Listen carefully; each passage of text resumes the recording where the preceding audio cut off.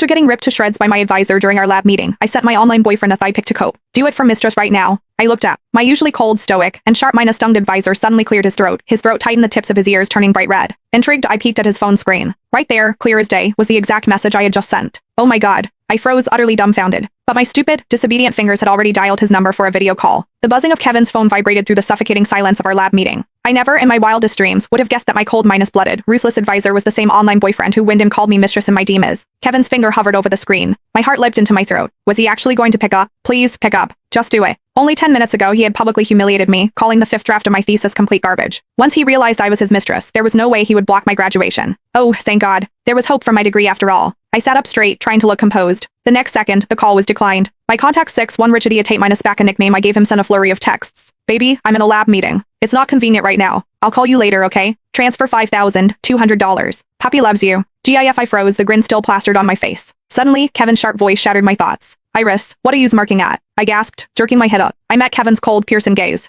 He looked absolutely furious, staring at me with zero intention of saving my dignity. When you joined this department, you had no major research experience and barely any academic background. I didn't even want you in my lab. Your counselor practically begged me, saying you were a promising student with raw potential. And look at you now. Your experiments are a disaster, your writing is absolute nonsense. You don't contribute a single word in meetings, and now you're playing on your phone. Do you not want to graduate? Oh no. I was in deep trouble. My chest tightened with panic. The other students held their breath, their eyes darting toward me in unison. Some looked sympathetic, others confused, and a few just seemed relieved it wasn't them. I had always been a straight-A student, sailing through my undergraduate years on a sea of compliments from teachers and admiration from peers. But ever since I started my master's program, I had lost count of how many times Kevin had torn me to pieces over everything from my thesis proposal to my drafts. My face burned with shame. Tears welled in my eyes. But online, he was always so incredibly sweet to me. He would baby me, begging for kisses and telling me how much he adored his mistress. I tried to explain, my voice trembling violently from frustration and nerves. I was just texting my boyfriend.